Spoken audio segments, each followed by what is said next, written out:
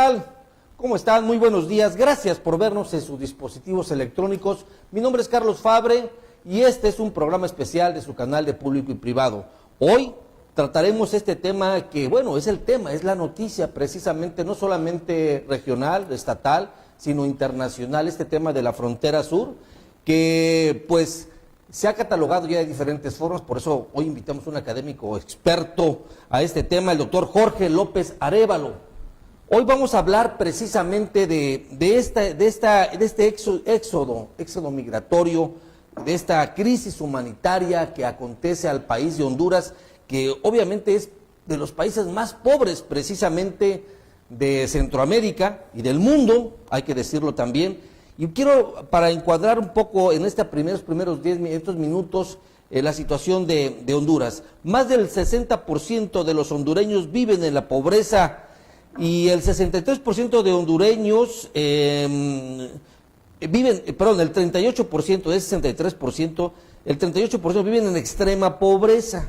Honduras está dentro de los países más pobres del mundo, según el Banco Mundial. De una población de 8.9 millones de habitantes, 6 millones están en la línea de pobreza. El Heraldo, en enero del 2018, el periódico Heraldo, sacó un dato muy importante. En el 2017, unos 128 hondureños emigraron diariamente hacia los Estados Unidos. Esto habla de que en esas cifras, el gobierno mexicano ha realizado un trabajo exhaustivo en su deportación. Y los datos de deportación tenemos que durante el 2017 al 2018, 46.925 hondureños hombres fueron deportados, 37.105 mujeres fueron deportadas y 4.622 niños fueron deportados. Esto habla de la situación irregular en la que ellos viajan. Esta es una situación realmente que llama la atención porque se meten otros ingredientes. Y uno de ellos precisamente tiene que ver ante las inminentes elecciones en Estados Unidos, que hoy también hablaremos sobre ese tema y sobre el actual estatus de los derechos humanos que tiene precisamente en la frontera sur, en este caso en el estado de Chiapas. Hoy hablaremos también de esos temas. Para eso, pues nos acompañará en la mesa también el reconocido periodista y colaborador de Público Privado, Ángel Mario Cherato, quien hizo un trabajo excelente durante estos días, dándole cobertura precisamente para que usted esté enterado de la percepción que se tiene en materia de esta crisis, éxodo migratorio, como usted lo guste llamar. Bienvenido, Ángel Mario Cherato, bienvenido, doctor, es un honor. Muchas gracias. Un gusto. Pues bueno, vamos a empezar. Vamos a pasar en el encuadre, en estos primeros minutos haremos un encuadre sobre esta situación y la percepción que se tiene sobre este tema. Bueno, yo ya creo que tú diste un panorama general de la situación de Honduras, ¿verdad? O sea, Honduras es de los países más pobres de América Latina y el Caribe. Y esto de alguna forma nos permite entender de que estos países prácticamente han sido despedazados por la globalización neoliberal. O sea, no se pudieron insertar favorablemente. Si antes estaban mal, hoy están peor. Y esto sería más o menos el mismo destino de Chiapas si no estuviera en México.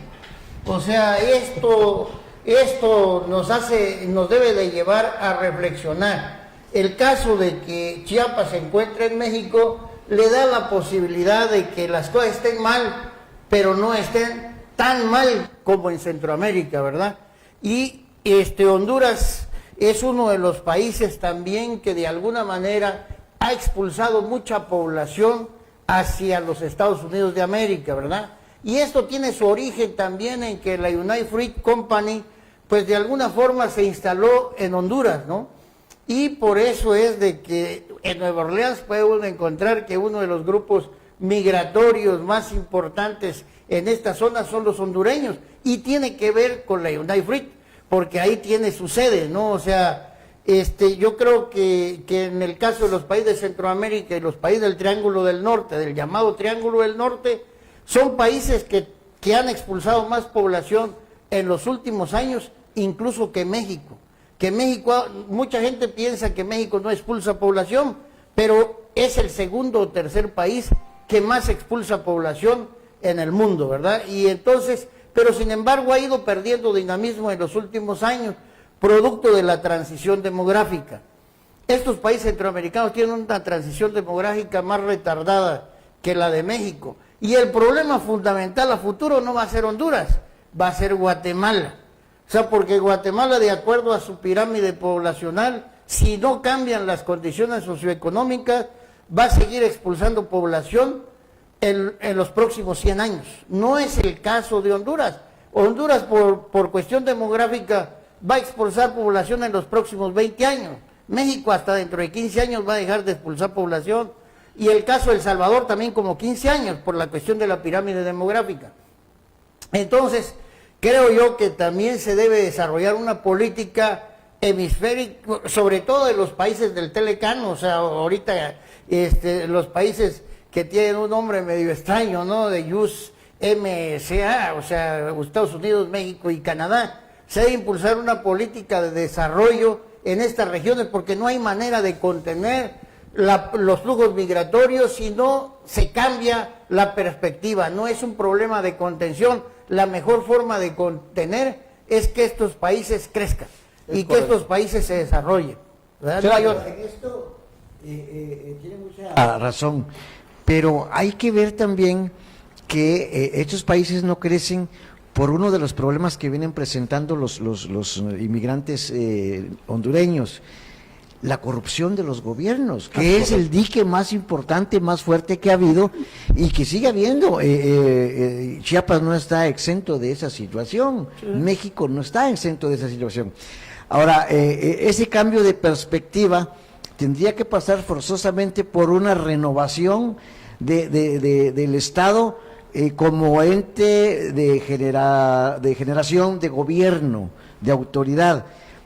¿Hay alguna posibilidad, aparte de los números que son muy interesantes y que son muy fríos, muy crudos, muy dolorosos, hay alguna cuestión que nos haga pensar que la corrupción, esa vorágine de corrupción tan terrible que tenemos en el área centroamericana, finalmente nosotros somos, geográficamente estamos situados todavía en Centroamérica, que cambie esa percepción? Mira, te tengo un dato, Xerato, antes de que conteste la pregunta. En los últimos 17 años el Estado en Honduras ha invertido 450,000 millones de lempiras. La aportación tan solo de Estados Unidos es muy importante para el tema de la retención y la contención de los migrantes. Esta estrategia de reducir la pobreza no tiene avances. O sea, lo que dice Ángel Mario Xerato es muy importante, porque el gobierno y su modo de corrupción no permite el desarrollo de las estrategias de pobreza. Antes eran 2 millones de hogares que estaban en pobreza, ahora son más de 3,5 millones. Actualmente, cualquier hondureño que tenga trabajo no saldrá de la pobreza. Es el dato que da el Banco Mundial. Sí. Aún teniendo trabajo, no saldrán de la pobreza. Sí, miren, la situación es extremadamente grave y como dijo Xerato también, los niveles de corrupción son excesivos, ¿no?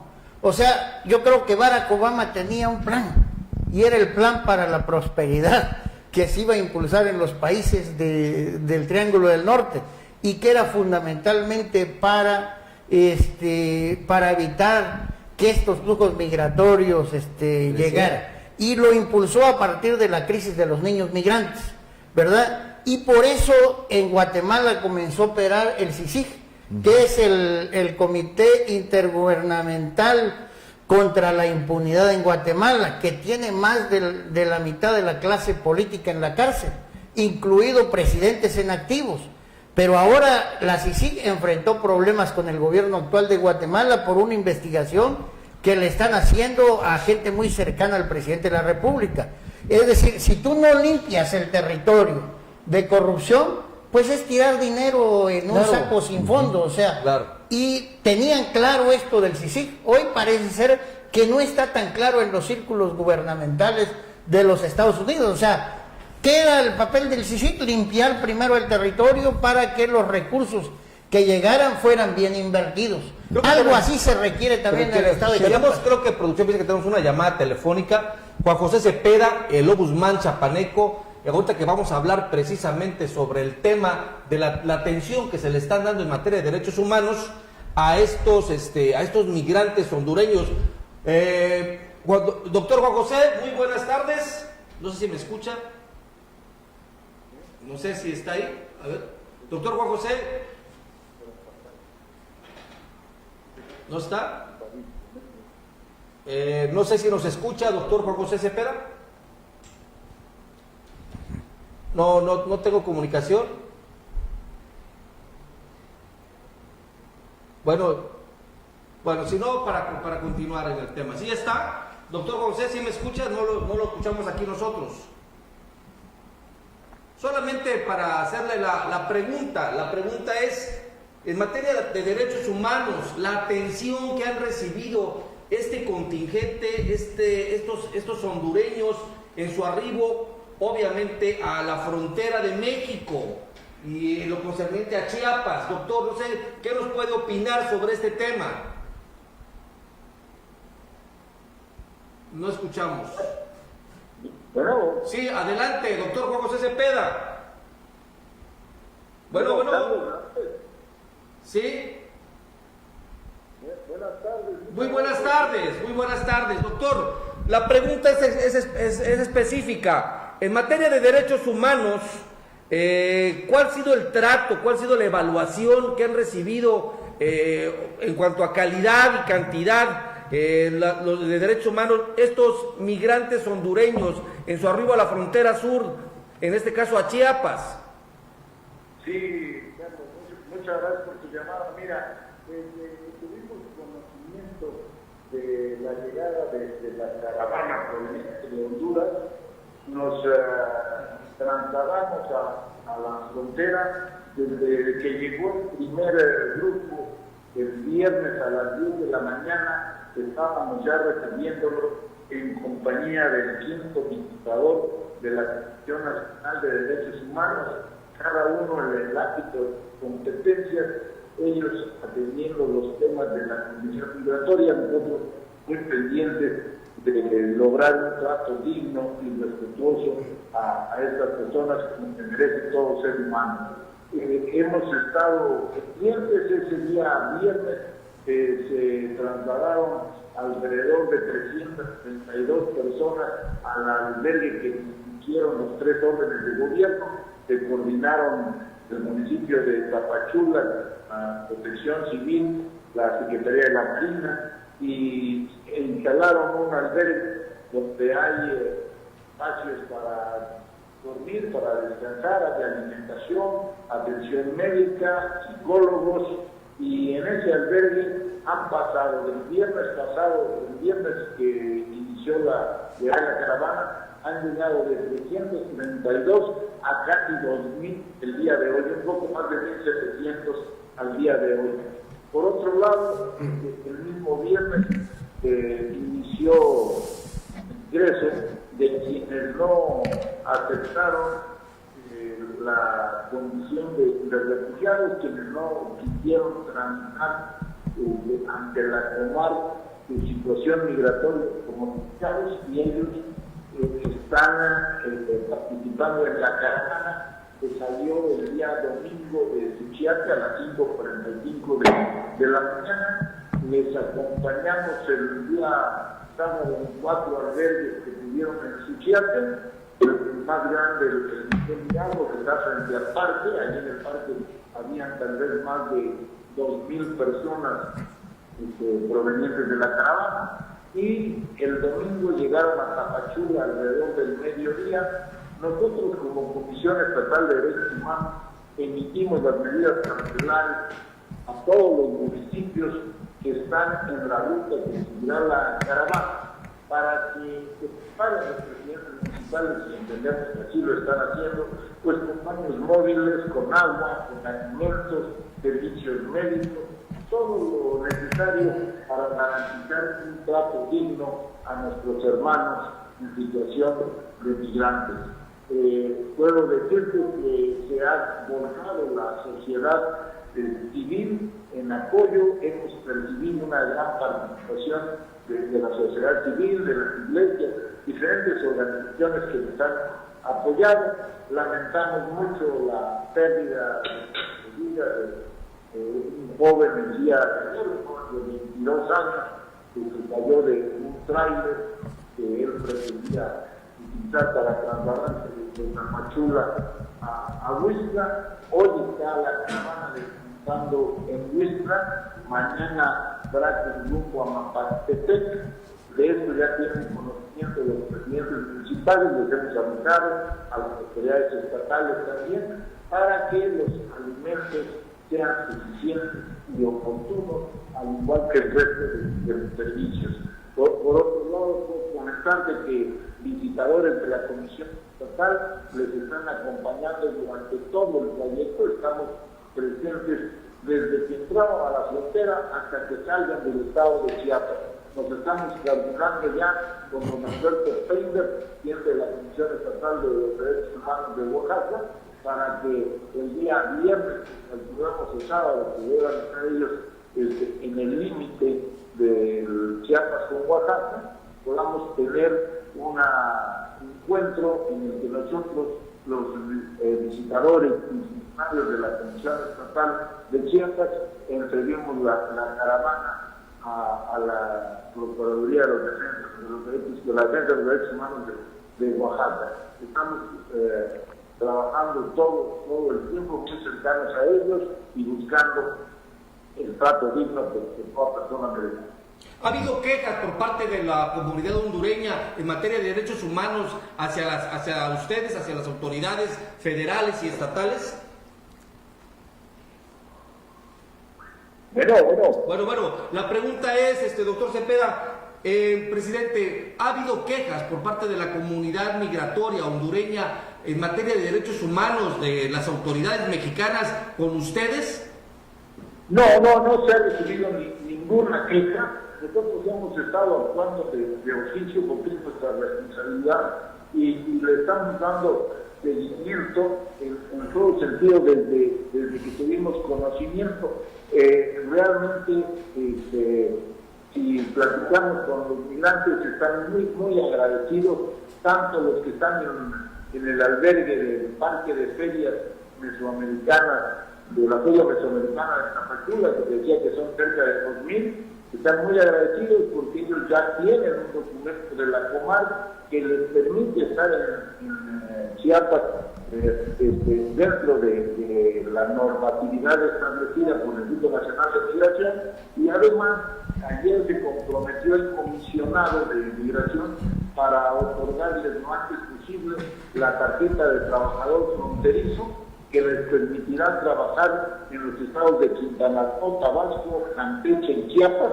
que como tú sabes son los 4 estados que colindamos con Centroamérica. Entonces ellos podrán trabajar durante un año en cualquiera de estos 4 estados.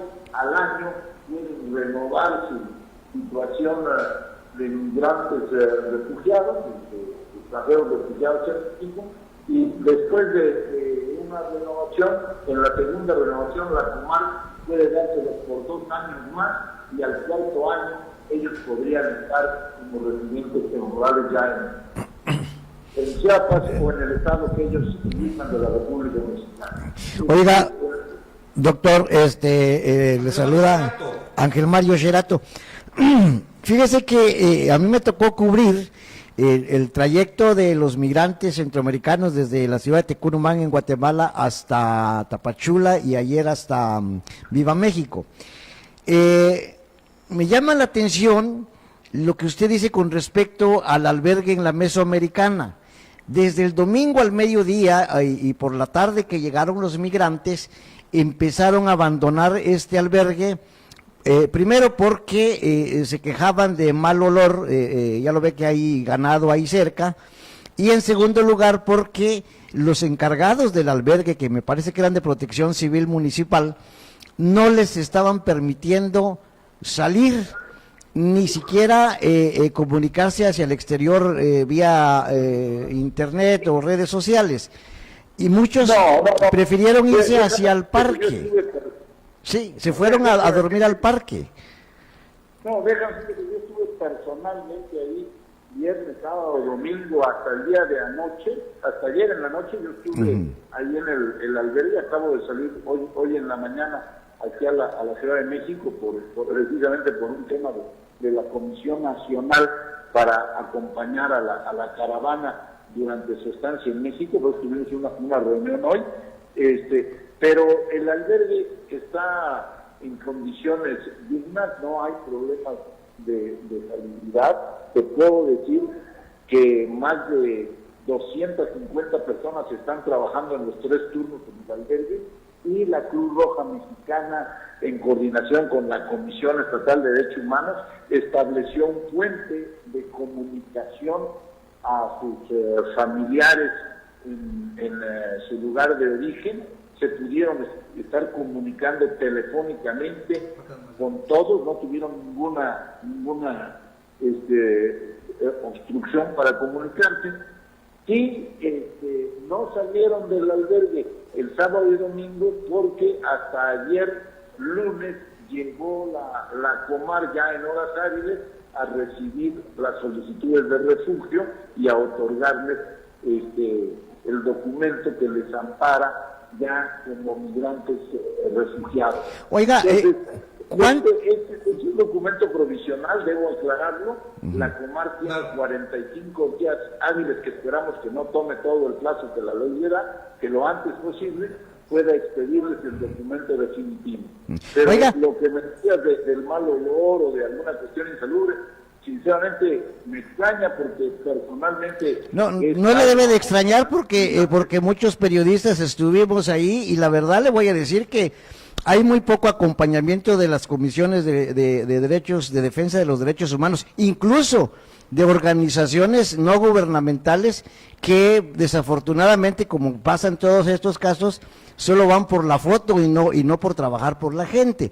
Ahora, mi pregunta es... Que de la Comisión Nacional hay más de 30 personas trabajando con los diferentes grupos de migrantes en las diferentes posiciones, y desde luego nosotros como Comisión Estatal tenemos una estructura más reducida, pero llegamos 12 personas, incluido tu servidor, que estuvimos trabajando permanentemente, y el único que se ha retirado he sido yo, porque todos los demás siguen en Tapachula o en Huixla, en los 2 lugares, y hoy llegaron 2 visitadores más que van a acompañar la caravana de Marta Soler, que es la caravana que viene en busca de centroamericanos desaparecidos, que es una caravana que viene todos los años, y también la estamos acompañando.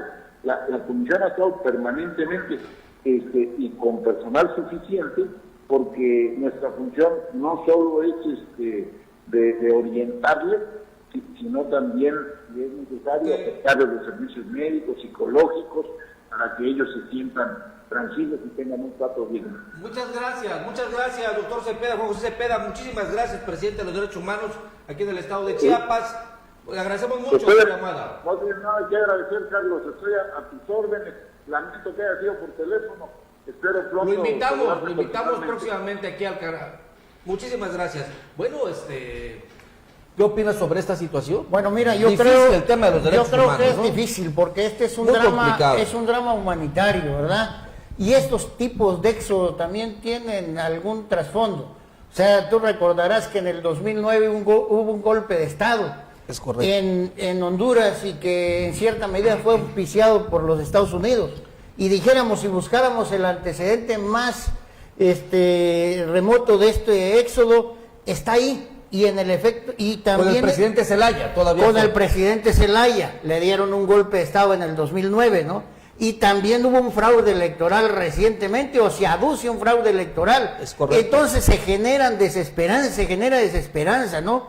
Y hay que ver que aparte del problema de la pobreza que hay en Honduras, es el segundo país en América Latina que mayor índice de SIDA tiene. Es un dato muy importante. En América Latina, ¿no? Después es un de dato Haití. muy importante.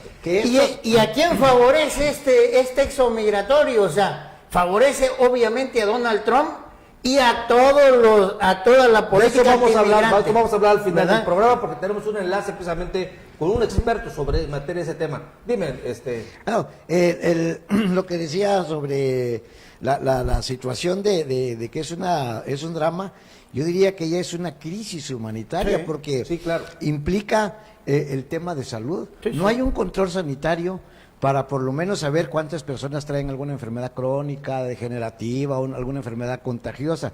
No tenemos ese dato. Se ha estado hablando mucho de una violación a la soberanía de México Sí, claro. por parte de los hondureños al pasar los controles fronterizos sin control, valga la, Sin la control expresión. fronterizo. Pero también hay que resaltar la falta de capacidad del Estado mexicano para atender este tipo de situaciones sin obligar a la gente a tomar medidas o a tomar decisiones Totalmente de acuerdo. fuera Totalmente. dice Fuera la de ley. lugar, Claro. la escena esta donde brincaban la reja, porque los que conocemos esa parte de la frontera, sabemos que puede haber un procedimiento diferente como lo hay en otros cruces fronterizos que no hubiera permitido esa situación. Tenemos a Manolo Arellano, creo que en la línea, no sé si Manolo Arellano nos escuchas, si estás por ahí. Ya estoy aquí, Carlos, Manolo, atento y mira. pendiente. ¿Me escuchan ustedes? Sí, te escuchamos perfectamente aquí en la mesa. Oye, el tema contigo sería realmente, ¿cuál es la postura de los legisladores mexicanos, principalmente de la Franja del Sur, chapanecos, tabasqueños, oaxaqueños,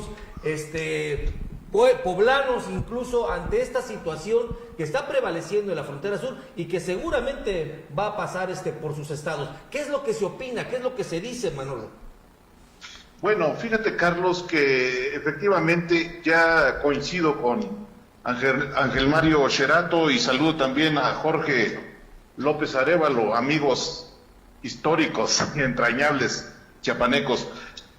No es un asunto ya de caravana y de un desplazamiento irregular, no. Ya es una crisis humanitaria. Yo creo que el asunto ya está siendo crisis desde el origen, cómo se trató, cómo se abordó, cómo se politizó. No coincido en que haya mandado la caravana Trump y que la haya mandado el expresidente Zelaya, no. El asunto ya se politizó porque ya vieron la dimensión de este desplazamiento que inició como un éxodo, un desplazamiento. Han habido desplazamientos históricamente en los años recientes por la gravedad de Centroamérica. Ahora, respondiendo a tu pregunta, ¿qué está haciendo el legislativo? Mira, Carlos, México ha hecho mucho en materia legislativa. Fue un gran avance la ley de migración en el 2011. Fue un gran avance haberla discutido, haberla consensado con las organizaciones no gubernamentales, con las ONGs, con la sociedad civil, con los defensores de derechos humanos. Sin embargo, en el papel hemos visto que ha acrecentado recientemente, y esto es bien importante, se ha acrecentado la hazaña en contra de los migrantes, es decir, que la comunidad migrante está acosada desde su momento de pisar suelo mexicano, acosados por el crimen organizado y acosados por las corporaciones que deberían de ser de seguridad en nuestro país. Las Sin embargo, yo ¿no? creo que en este momento tenemos una excelente ley de migración, pero todo se ha retrocedido con el reglamento de la misma, es decir, la parte de operatividad sigue siendo de las instituciones más corruptas en México, el Instituto Nacional de Migración, y de las que más acosan y persiguen a migrantes con un carácter de criminalizarlos. Oye, entonces tenemos una ley de derechos humanos con un enfoque, una ley, perdón, de movilidad humana, con un enfoque de derechos humanos y un reglamento con enfoque de policías, mano, ¿no? Exactamente, con eso criminalizan. Date cuenta que en las últimas décadas el asunto migratorio ha incrementado y también el acoso, la misma persecución con estos secuestros masivos de migrantes. La cloaca se destapó y reventó con el asunto de San Fernando, Tamaulipas, de los 72 migrantes. Yo creo que con eso evidenciaron al gobierno mexicano, a las policías, y ahora hasta las mismas guardias de seguridad privada, Carlos, están participando en este secuestro masivo de migrantes y la cadena delictiva que ya conocemos todos. Una crisis humanitaria, adelante. Compañero Arellano, ¿qué han dicho los diputados, digamos, de Chiapas, de Oaxaca, de Puebla y de Tlaxcala, algunos estados que sin duda tocarán los migrantes? ¿Han dado algún posicionamiento, alguna opinión que valga la pena rescatar en esta cuestión que ha dejado desnudo al Estado mexicano por su incapacidad y en algún momento por su intolerancia y en otro por las constantes mentiras que se están diciendo y la irresponsabilidad en que otros se están cayendo, como el presidente electo, que les ofrece trabajo cuando aquí tampoco tenemos trabajo.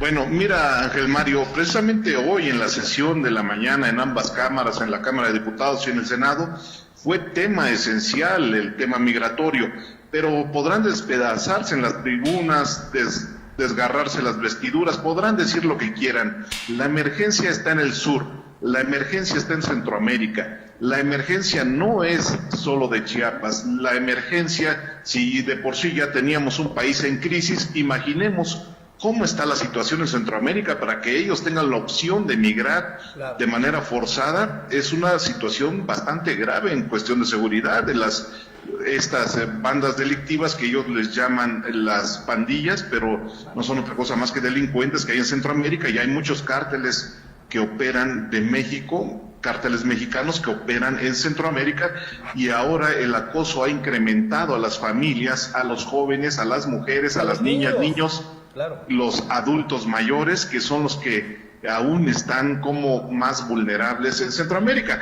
Todo este discurso y lo que estamos comentando, Ángel Mario, Jorge, Carlos, todo esto se ha dicho ya en repetidas ocasiones en ambas cámaras. Sin embargo, no vemos una política pública real que impacte en Centroamérica con estas famosas interparlamentarias entre diputados, entre legisladores, para que sea una responsabilidad compartida y sacar adelante a la región que en este momento está invirtiendo de mayor manera a nuestro estado de Chiapas. Muchas gracias, Manolo, te agradecemos muchísimo tu participación. Estoy para servirte, como siempre, Carlos. Saludos ahí a los panelistas y nos seguimos comunicando. Buenas tardes. Manuel. Qué interesante lo que dice Manuel Orellano, y eso hay que remarcarlo. Están migrando de manera forzada y se están viendo objeto del crimen organizado, de malos servidores públicos, porque se ha sabido durante mucho tiempo que las mismas instituciones son las que lucran precisamente con esta situación de la migración, extorsionan, pues obviamente secuestran a los migrantes para pedir cantidades importantes de dinero, ¿no? Es un tema conocido que pasa aquí en la frontera sur y no hay políticas públicas, estoy de acuerdo. Fíjate que ahora en el parque de Suchiate me tocó entrevistar a un señor que voy a reservarme el nombre por lo que sea, pero él me decía que él fue uno de los sobrevivientes, de los 3 sobrevivientes de la matanza de San Fernando, y que decide regresar de nuevo, o más bien intentar de nuevo llegar a Estados Unidos, porque recién le mataron a su hijo. Entonces dice, ya me quedé con la mitad de mi familia, ya la mitad ya la mataron. Y este señor va de regreso ahora en esta caravana. Entonces sí hay, yo creo, una presión social entre ellos mismos, y también a mí no me queda la menor duda que hay intereses más allá, no sé, podrían ser los demócratas y los republicanos que no quieren a Trump para que, conociendo cómo es este señor debilioso, que es un criminal en potencia, potencialmente peligroso, cometa un error y esto le quite fuerza en las elecciones intermedias. O al revés, que podría ser Trump para reavivar, su discurso antiinmigrante, su discurso ultraderechista, ultranacionalista, y se posicione y pueda tener un buen resultado electoral. Entonces, hay muchas cosas detrás de todo esto. Lo que sí impacta, llama la atención, es que es imposible, o por lo menos humanamente no es posible, organizar a 7-8 mil gentes para irse a otro país en esas condiciones en que van. ¿Qué es lo que no se ha visto en esto? El lado humanitario de la marcha se está politizando, se están aprovechando los organismos defensores de los derechos humanos no gubernamentales y gubernamentales, se están aprovechando solo para ir a tomarse la foto. ¿Dónde está el padre Solalinde, por ejemplo? Sí, claro. En la comodidad de su casa. No, está volando ahorita de Argentina hacia acá. Vamos a un rato a tenerlo, si nos da tiempo el programa, estiramos el tiempo, para que nos dé su opinión, ¿no? Sí está ahorita, pero definitivamente... Paseando. Pero no está atendiendo un problema que es básico y fundamental para el área centroamericana. A mí me parece de que estamos ante una crisis humanitaria y que no va a pararse en este solo hecho. O sea, los países del Triángulo del Norte van a seguir expulsando población y van a seguir expulsando población en masa. Y eso puede dar lugar a que en la sociedad mexicana se fortalezca este discurso xenofóbico, ¿no? Y que de alguna manera ha favorecido a todos los grupos de extrema derecha como rechazo a esta migración masiva. Si nosotros vemos que está haciendo demasiado escándalo por 4,000 o 5,000 migrantes hondureños que están arribando a la frontera con México, México efectivamente tiene muchos problemas, pero si tenemos en consideración los turcos, que están más o menos en la misma situación que México, han recibido a 3 millones de sirios. En cuanto a los porosos de la frontera. Y Jordania, un pequeño país que casi como Chiapas, ha recibido 1.300.000 sirios. Alemania ha recibido, claro, los alemanes tienen otras condiciones, cerca de 1 millón de migrantes. Francia, cerca de 400.000. Entonces estamos ante un fenómeno, dijéramos, global, y que tiene problemas e implicaciones que nosotros debemos de ver. Creo yo que la solución de este problema está en la Alianza para la Prosperidad que se planteaban por parte de los Estados Unidos, limpiar el territorio de la corrupción a través de comisiones intergubernamentales contra la impunidad. Internacionales, claro, tendría que ser así. Entonces, si no se limpia el territorio de la corrupción, difícilmente cualquier proyecto de desarrollo va a tener resultados. O de rescate a la pobreza. Y de rescate de la población de la pobreza.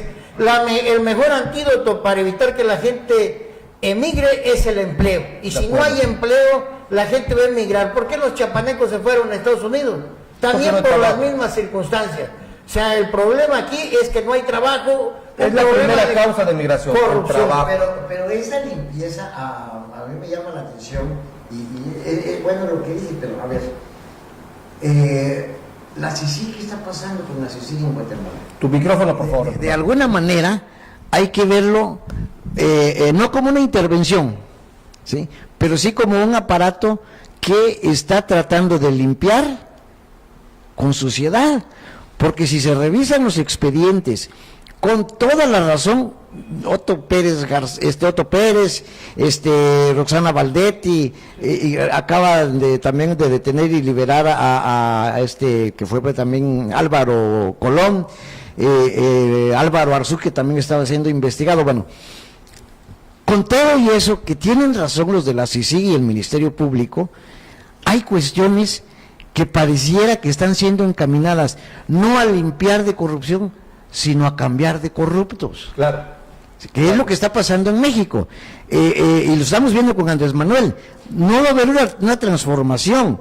Nada más va a ser cambio de ladrones en la casa de Alí Baba. Entonces, yo creo que allí tenemos que ir como ciudadanos repensando las estrategias públicas para que realmente haya un cambio. En Guatemala es plausible lo que se está haciendo, pero también tiene sus cuestiones que desatan sospechas. El tema que es importante, quiero retomar, estamos hablando sobre el tema de migración, este éxodo, esta crisis humanitaria de los hondureños aquí en México. Hay dos aspectos que quisiera resaltar. El tema que es una crisis humanitaria. Esta crisis humanitaria conlleva un esfuerzo no solo de aceptación, sino también de tratamiento, a los temas de salud que van a tener, a la atención de niños, mujeres, obviamente que vienen dentro de esta caravana, y adultos mayores, que requieren otro tipo de cuidados. Ahora, lo que se comenta es de que ante este éxodo de casi 4,000, 3,000, manejan cifras, ha quedado evidente que el Instituto Nacional de Migración quedó rebalsado desde la recepción, desde la forma en cómo lo recepcionaron. El Instituto Nacional de Migración debe de dejar ser una institución correctiva y debe ser una institución que genere precisamente lo que tanto se ha dicho durante este fenómeno, el trato cordial. Debe tener un trato cordial y no precisamente es el que se le está dando actualmente a los hermanos migrantes. Tenemos en la línea una llamada importante, estamos comunicados con Omar Silva Aguilar. Él es un experto en el tema activista de los migrantes, sobre el eje migrante. Él es de Estados Unidos y nos tiene la percepción desde Estados Unidos, cómo se ve este fenómeno migratorio o este éxodo o esta crisis humanitaria que está aconteciendo ahorita en el sureste de Chiapas. No sé si ya lo tenemos en la línea. Omar Silva, muy buenas tardes. Buenas tardes, Carlos. Un saludo a Jorge y a Ángel. Muchísimas gracias, Omar. Oye, la pregunta se expresa y para esta mesa de análisis. ¿Cuál es la visión que tiene el estadounidense, el gringo, que yo no lo encuentro porque son muchísimas nacionalidades, pero cuál es la visión que tiene? Vamos a hablar de los demócratas y los republicanos, vamos a hablarlo de esa manera, sobre este fenómeno que se está ocurriendo en la frontera sur de México. Mira, Carlos, voy a abrir un paréntesis nada más muy breve. El padre Solalinde sí está al tanto de lo que está sucediendo en Chiapas, en la frontera sur. Hemos estado en coordinación con él y bueno, nosotros estamos trabajando ahorita actualmente.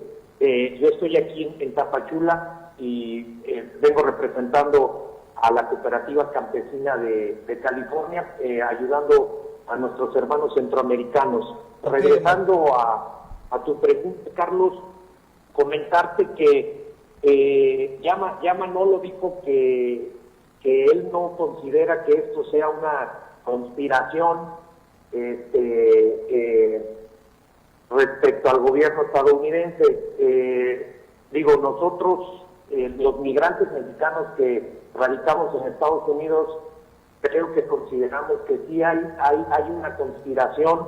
El antecedente, todo inicia ya, Carlos, a finales del 2017, cuando la embajadora de Estados Unidos ante la ONU anuncia que el país vecino sale del Pacto Mundial sobre Protección de Migrantes y Refugiados. Nosotros creemos que Donald Trump sí ha ido planchando paso a paso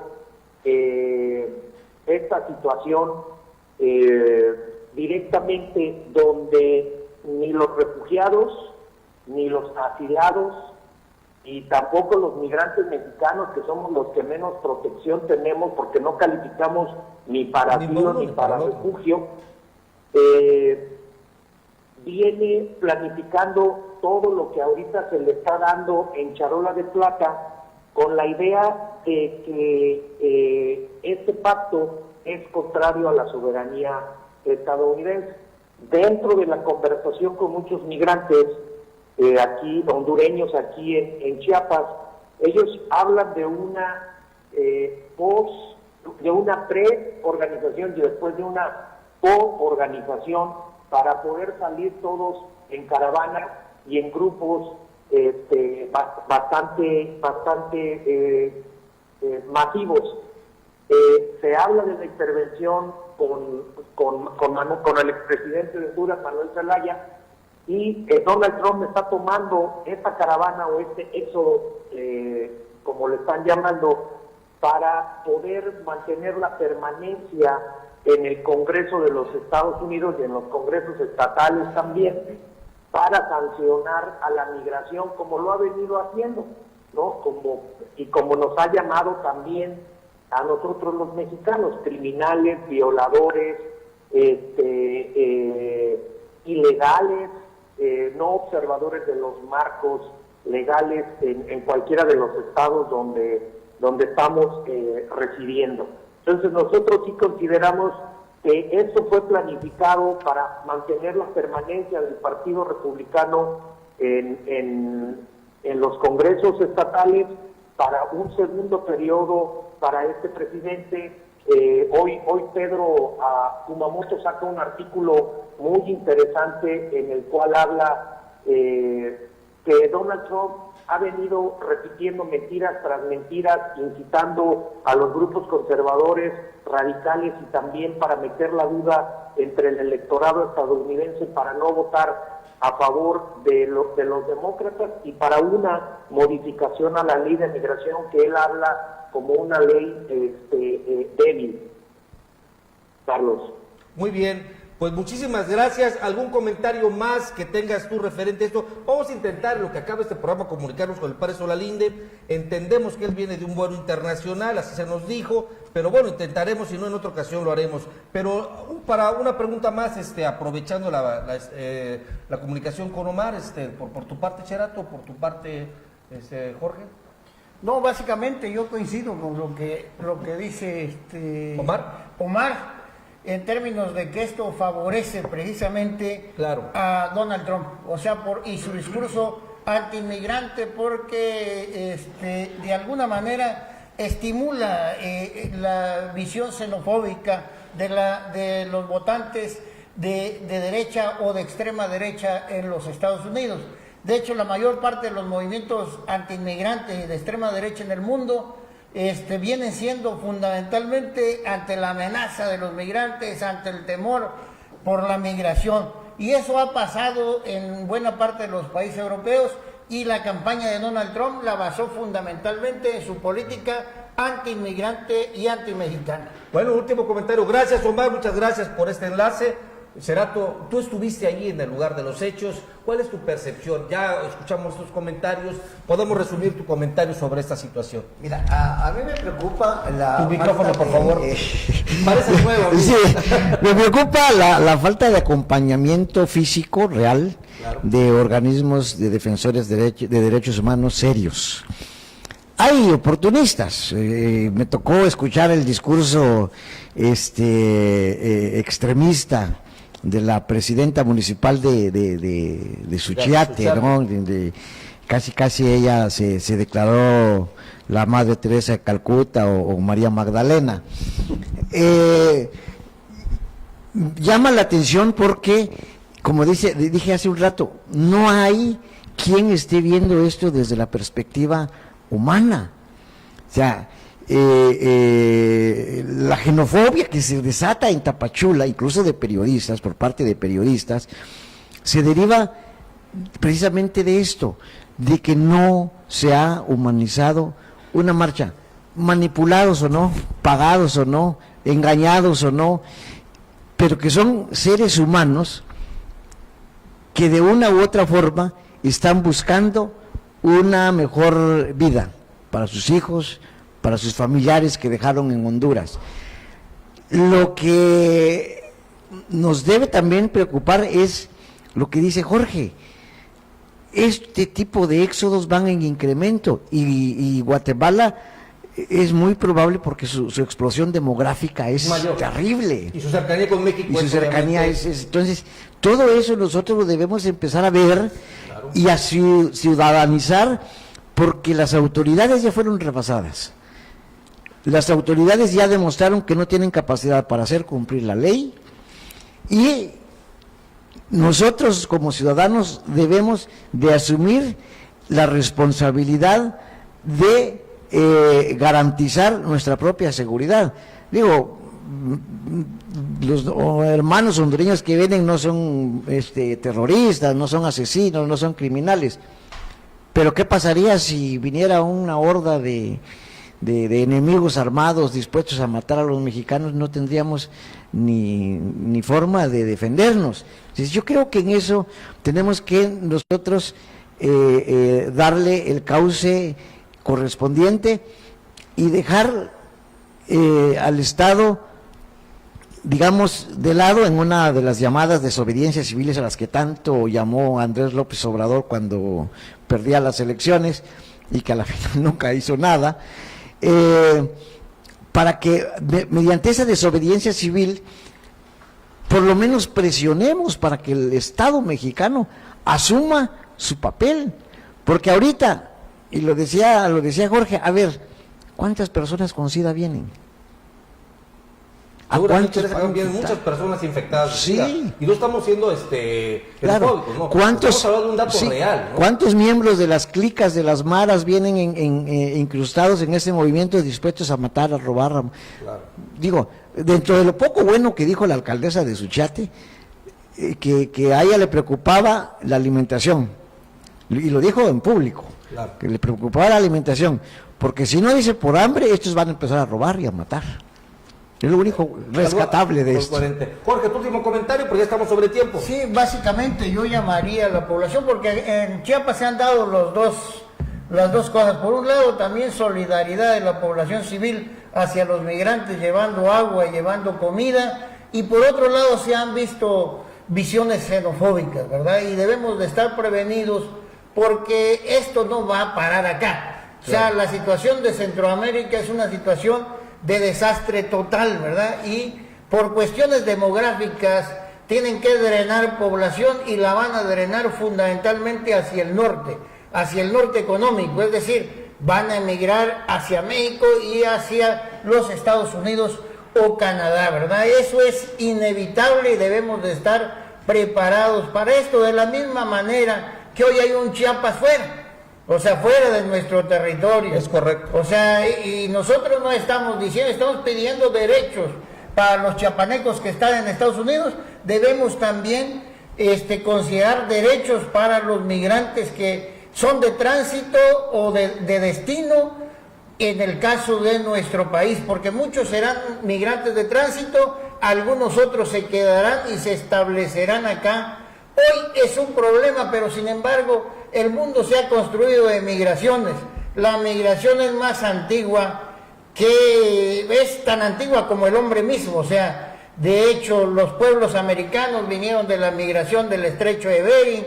Pues uno puede ver los migrantes, algunos migrantes alemanes o chinos o japoneses que llegaban a Soconusco en el siglo XIX, y así por el estilo. O sea, nosotros no podemos tener una visión, dijéramos, anti-inmigrante. Hay que considerar todas estas aristas, y yo creo que hay que verla como una crisis humanitaria, porque no va a parar acá. Les vuelvo a repetir, por simple pirámide poblacional, Guatemala es el más atrasado en términos de transición demográfica, y en los próximos 100 años, si no cambia las condiciones en Guatemala, va a seguir expulsando población. Entonces lo que hay que hacer es como la Alianza para la Prosperidad, y México también se debe de sumar. México tiene una agencia mexicana de cooperación internacional para el desarrollo que está bastante disminuida, pero que está llamada a jugar un papel más importante dentro de los países del Triángulo del Norte. De acuerdo, pues bueno, ahí está, se ha planteado en esta mesa muchas aristas. Urge una atención por parte de las instituciones de México en materia de este tema, urgen políticas públicas por parte de los estados y también de los municipios que están en esta franja fronteriza. Urge que también nosotros como ciudadanos entendamos que este fenómeno migratorio puede generar mucho desarrollo, puede generar mucha riqueza también para nosotros, no solamente para los países de origen. Necesitamos empezar a trabajar en los puentes, no en los muros. Muchísimas gracias, soy Carlos Fabre y esto fue un programa especial de Público y Privado.